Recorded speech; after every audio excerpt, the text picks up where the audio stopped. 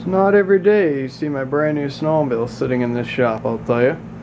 Anyway, so today is Sunday. Snowed out pretty good last night, and I gotta still stud my snowmobile. Yeah, I got the studs down there, and I'm getting ready to do it. Finally finished up my damn snowmobile trailer. I didn't get a video of it yesterday. Yesterday's video is getting put up today, and today's video that I'm recording right now is gonna get put up tomorrow. So awesome. But anyway, so I brought home my my snowmobile. For those of you who are new, this is my brand new snowmobile. It doesn't even have friggin' a mile on it. It's got 4 minutes of so far runtime on it, maybe 5 now. I bought it back in October. This was my 21st birthday gift to myself, I guess we can call it. And yeah, this is the beast. It's a 2013 XF800 Snow Pro Limited. And yeah, basically, if you guys remember correctly, the dealership put the wrong studs on my snowmobile, and I had to go out I had to get the other ones swapped out, and now I'm stuck putting the new ones back on. Don't even go there about the dealership. But so far, these are the new ones. That's what's going on. They're just a touch too short, but it's gonna get the job done. The other ones are way shorter, almost shorter by like 1/4 of an inch. So these are them right here. These are the double backers. These are the max stud backers. I already had them on the sled. It's getting put. You get 2, so there'll be another double plated, and there'll be a single, double plate, single, double plate. You guys will see it as the night wears on. And these are the max stud Invader studs. These just came out this year. These are a full 2-inch stud. That's a 1.5 inch paddle on it, but you gotta make up for the difference there. It's about 1/4 of an inch, and then you get the little nippets on the top. So, but basically how this works is you get your stud. There's the bits and pieces. So you get your stud, then you get your backer plate, like so, and then somewhere right in between there would be your track, and then there's this massive friggin' support washer that goes on there, and then you put your nut on, and it locks everything in, and that basically makes that. Let me grab my phone here. I'll shine the light on so you guys can see a little better. And that's basically what it's going to look like. Something just like that. Bites in pretty good.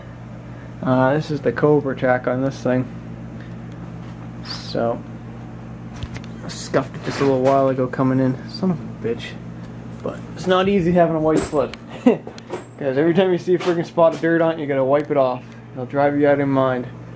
But I'm not gonna fire it up tonight, just because I'm gonna be working in here. No mods done to the sled, nothing like that yet. Gonna grab a couple accessories later on this month from Arctic Cat. I actually have a new windshield for the thing I already ordered, already paid for it. I just haven't had it shipped yet, just because shipping on it was gonna be like an extra 20 bucks. I figured I'd wait till I get a full order together. But I got a higher windshield. This is like a lower one. It's really not doing me any good. I kind of sort of want a higher one. So it's a little bit higher. It'll match the sled the same. I think it's gonna be black with some like fades going in. So it'll come up almost up to here, which will be good. Just right over the handlebars. Handlebars, when you first get the sled, you set your personal preference. Usually when they come to sticking straight up, I have them right now at like a little bit of a, probably about 60-degree angle. So, yeah, look at that. Sold! Still haven't pulled the friggin' tag off yet. Yeah, not really a whole lot to go over. I want to get some kind of, like a frog skin or something to cover this up. I hate this area. It just looks so ugly looking. It's like an open spot. But what can you do? Not a whole lot. And I got my lifter here too, just so I can help me out during the night. So that'll be pretty kick-ass. But you know, not too bad. I got a new bag for the back here too. A new bag, new windshield, and there's a few other oddball stuff I've ordered. I just haven't had it shipped yet. But yeah, not too bad, not too bad. So anyway, we're gonna get at her tonight, start studying the track, and we'll get back to you in a little bit and Actually just got done setting the floats. These are the Fox Air Shocks by Fox Floats, I guess. And these are going to get swapped out maybe middle of this winter. If not, it'll be next year. I'm going to swap them out with the Evolves. So I have a little bit of Evolve chamber, and the seat's eventually going to come off too for a softer seat. But yeah, if you're going to check out the bicycle pump they give you for the shocks, that's basically what it looks like. It says their little logo on the inside there. I don't know if you guys can see, it says Fox on it. And that's the pump there. You just pump away, and there's your little nozzle. This guy comes up and pump, and you put as much air in it. Right now I'm running 75 in the front. It's a little bit less than what they recommend, but due to my weight, we're going light because I'm freaking light. Not really sure what I'm running the rear. I think it's 90 for the rear I get running. Not really sure, but anyway, let's get studding. Awesome. Alright, so I've been going for about an hour now. This is as far as I've gotten. I think I'm almost coming around the bend. Let's see. Oh yeah, just starting to come out over here. So I got probably at least about another 40 minutes of work. Maybe a little bit less. But anyway, so here's the whole setup. I'm not sure really what they did here. They drilled this one completely wrong. As you can see, it's at like not even the right angle. It's way off. But anyway, all the rest of them seem to be good. This is basically the pattern. Goes 2 on the outside, double, then 2 closer on the inside. As you can see, that is more spaced out, and then you get double. This is a blank spot here because if you look at the pattern, it gets to be a little bit different. So they didn't drill the holes, which I might re-drill 2 holes there and figure something out. It depends on what I get left for backers. I think they only sent me like 160 of these, and I think it's going to be just enough to do it. So I don't know. I think I did the count. I think it was like 158 of them or 154 studs, which it is pretty heavily studded, I'll tell you. But I don't know. We'll have to wait and see how it goes. But anyway, so this is like a complete joke. When I first got the sled, I saw this bag in the back, and I was like, what the fuck is this thing for? And apparently, if you buy like a base model Arctic Cat, basically that bag goes where those 4 little rivets are. It's gonna go like that. Like, honestly, what kind of deal is that? You call that a little bag? Come on. Like, I already hate this one. I'm gonna sell this one. If anyone's interested in a brand new Arctic Cat bag, it's got the tag still on it. As you can see, Arctic Cat, brand new. I'm gonna sell this one. This one goes like this. I don't like it. It's still a little bit small for me, so I got a bigger one. It's basically gonna fill in that gap, and it's gonna extend out to here and right about there somewhere. So it'll hold quite a bit, so I can put a spare belt in there. Obviously a tow hook and stuff like that. A few other extra oddball stuff. I gotta get a belly pan for this thing too. I gotta order one of those up. I don't really like the underside of it, just because it's not protected. It would just suck to hit a tree stump or a rock or something, just totally annihilate the underside of that aluminum skid plate there. So I've always run plastics on mine, but you know, it's always money. It's like 120 bucks to do that, you know. Yeah, I'm not a big fan of this bumper either, so this isn't gonna come off. It's just a little tiny little thing, and I want like a full ordeal thing, because I'd like to go romping through the friggin' bush and not have to worry about wrecking a frickin' hood. That probably costs like $1 million or something ridiculous. And oh yeah, the other things I had ordered up with these fucking mounts. I hate these mounts. They give you like these nylon mounts, kind of, sort of. And I noticed even when I pulled in here, it freaking vibrates and drives you out of your mind. So I got to put the trail mounts on it, and that will extend it just a little bit more out, and it'll be more stiff. So yeah, and this one takes 91 octane minimum required.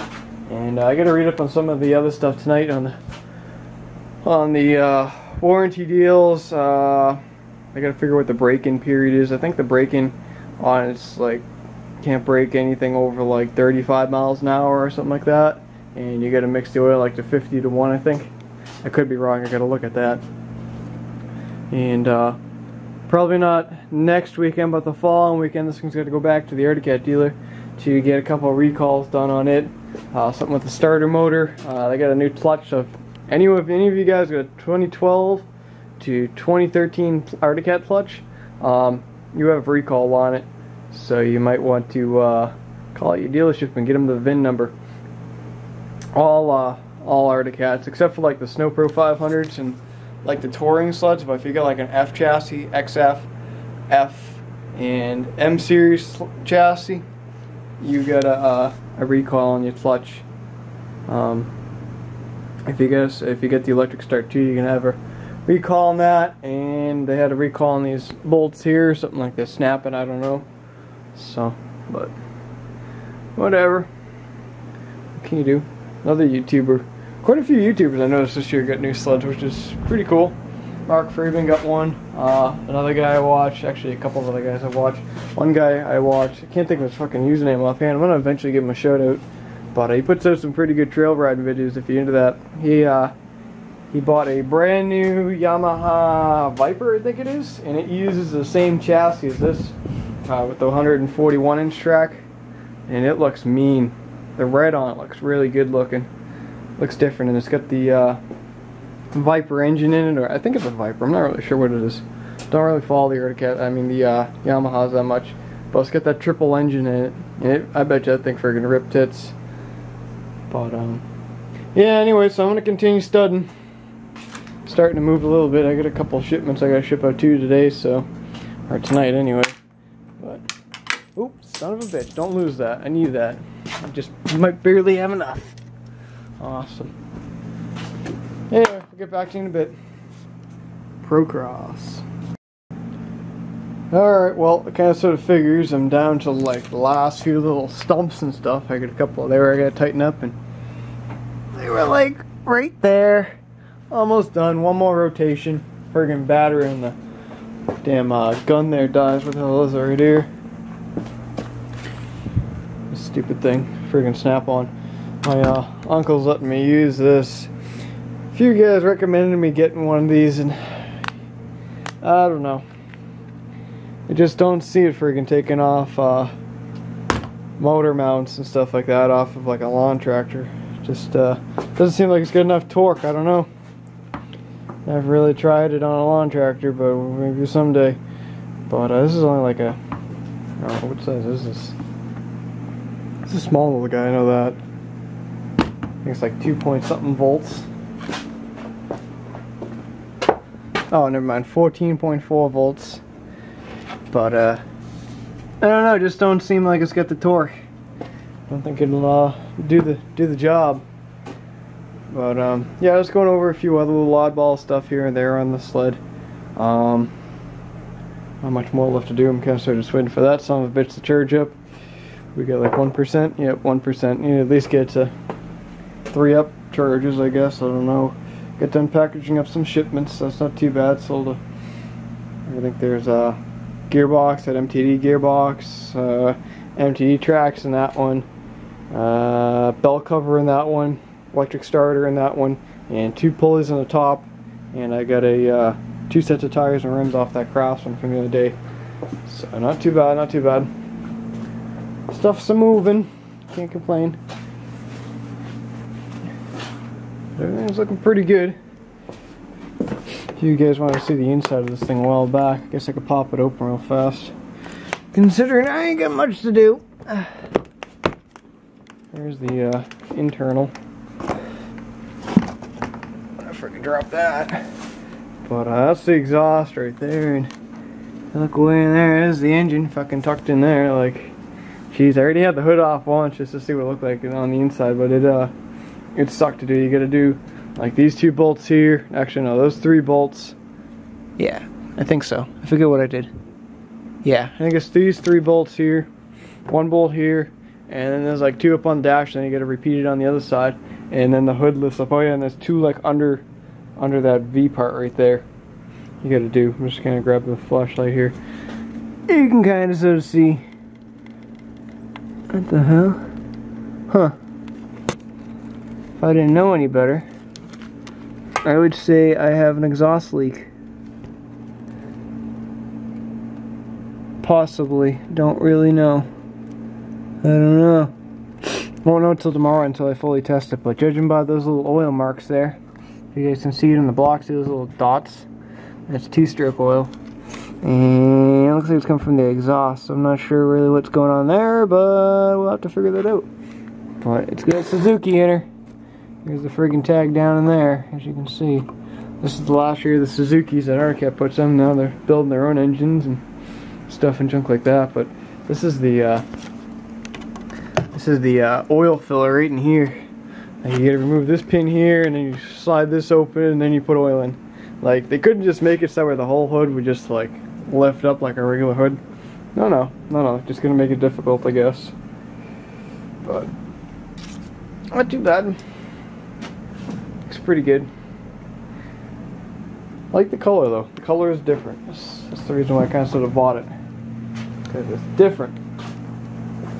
Didn't like the 14s just because of the engine package that they came in and the track length. They shortened the track length, and I wasn't too big of a fan of the decal wise. The orange one looks pretty good, but not in the white. The track's shorter on the newer ones. They only have like a 138. This is a 144. So yeah, whatever. What do you want for over $11,000? I don't know. Maybe a car? What would you pick? One of these or a car? I'd take one of these. I did take one of these actually. Then again, I did get two things. I got friggin' that in my truck that's sitting outside. I don't know.